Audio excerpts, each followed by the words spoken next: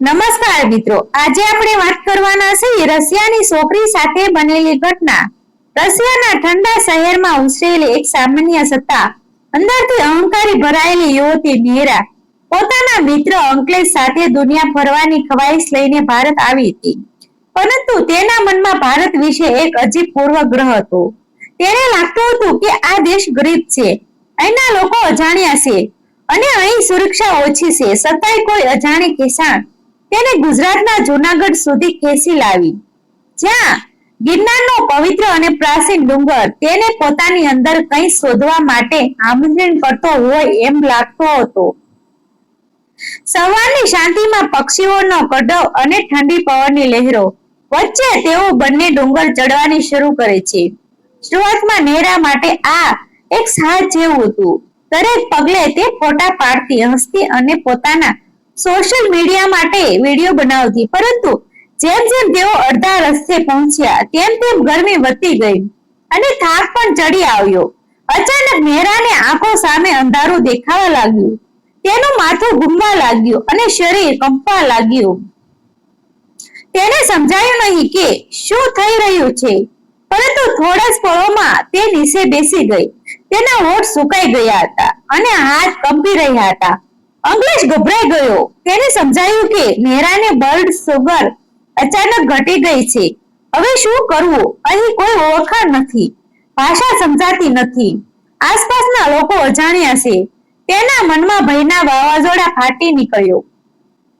તે લોકો પાસે મદદ માંગવાનો પ્રયાસ કરે છે, પરંતુ અંગ્રેજી પણ બધાને આવડતી નથી. તે પેનિકમાં આવી જાય છે. હેલ્પ, પ્લીઝ હેલ્પ કહીને બૂમો પાડે છે. ત્યારે ત્યાં નજીકમાં ચડતા કેટલાક ગુજરાતી યાત્રાળુઓનું ધ્યાન તેની તરફ જાય છે. તેઓ તરત જ આગળ વધે છે. કોઈ પાણીની બોટલ આપે છે, કોઈ ખિસ્સામાંથી ખાંડ કે મીઠાઈ કાઢીને આપે છે, કોઈ તેને સાયડામાં બેસાડે છે, કોઈ તેના માથા પર પાણી ચાટે છે. આ બધું એટલી સહજતા અને નિસ્વાર્થ ભાવથી થાય છે કે અંકલેશ આશ્ચર્યમાં પડી જાય છે. ભાષા અલગ હોવા છતાં તેમની આંખોમાં ચિંતા અને દિલમાં માનવતા સ્પષ્ટ દેખાતી હતી. થોડા સમયમાં નેરાની હાલત થોડી સુધરે છે. તે ધીમે ધીમે આંખો ખોલે છે અને સામે ઉભેલા અજાણ્યા ચહેરાઓમાં એક અજાણી મમતા અનુભવી જાય છે. કોઈ વૃદ્ધ માણસ તેના માથે હાથ ફેરવે છે, કોઈ કહે છે, ડરશો નહીં બેટા, બરાબર થઈ જશો. ભલે તેને શબ્દ સમજાતા ન હોય, પણ લાગણી સમજાઈ રહી હતી. અંકલેશની આંખોમાં પાણી આવી જાય છે. તે સમજે છે કે જેને તે લોકો અજાણ્યા માને છે, તે જ લોકો આજે તેમના માટે દેવદૂત બનીને આવ્યા છે. નેરા થોડું સાંભળી જાય છે અને તે ક્ષણે તેના મનમાં કંઈ તૂટે છે.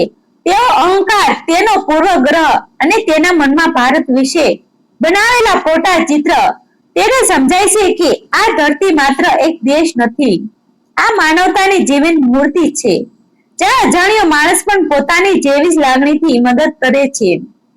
થોડા સમય પછી તે લોકો તેમને નીચે ઉતરવામાં મદદ કરે છે, રસ્તામાં વાતો કરવાનો પ્રયાસ કરે છે, હાસ્ય કરે છે અને એક પરિવાર જેવી લાગણી ઊભી કરે છે. નેરા ચૂપચાપ બધું જોતી રહે છે. તેના મનમાં એક પ્રશ્ન ગુંજે છે, જે લોકોને હું ક્યારેય સમજ્યા વગર જ નકારી દીધી હતી. એ લોકો આજે મારી માટે જીવદાત કેમ બની ગયા?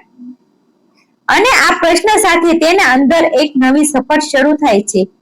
એક એવી સફર જે બહારની દુનિયા નહીં, પણ પોતાના અંદરના સત્ય સુધી પહોંચાડે છે. ડુંગર પરથી નીચે ઉતર્યા પછી પણ નેરાનું મન શાંત થતું નહોતું. તેના અંદર કંઈક સતત ઉકળતું હતું.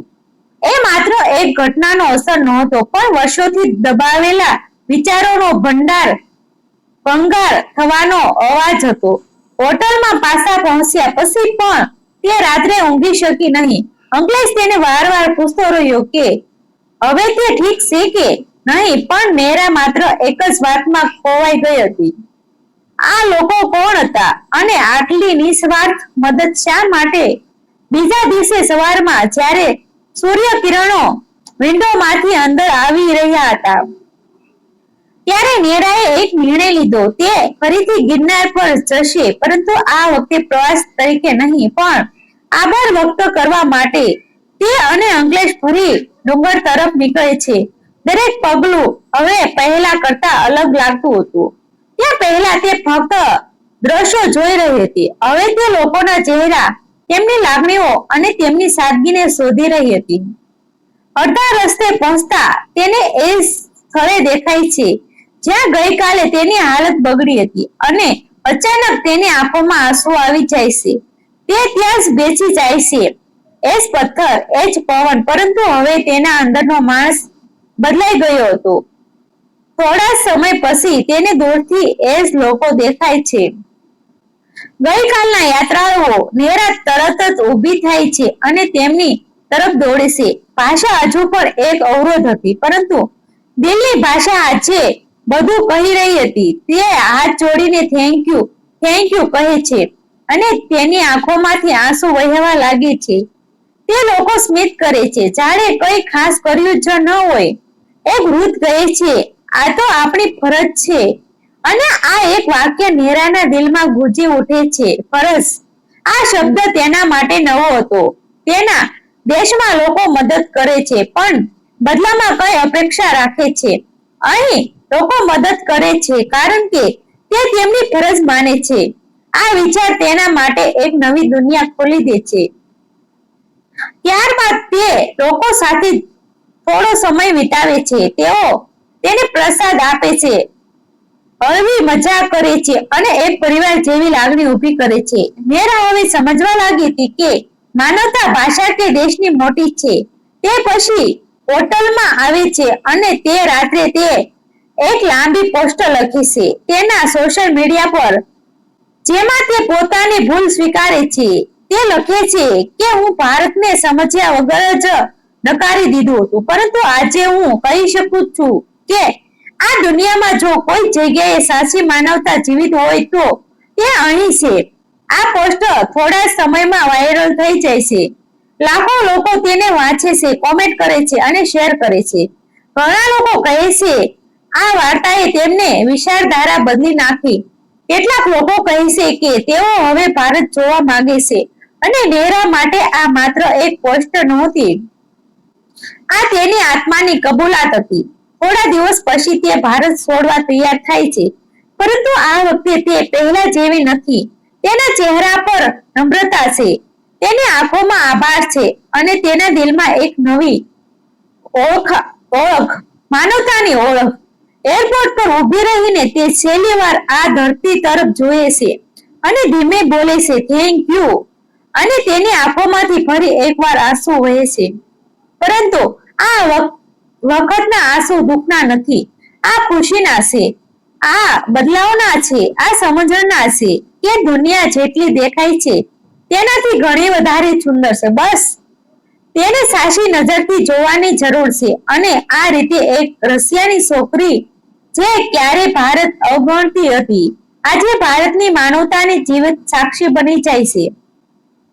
એક એવી સાક્ષી જે લાખો દિલોને સ્પર્શે છે અને એક સત્યની ફરીથી જીવિત કરે છે. માનવતા સૌથી મોટી ભાષા છે.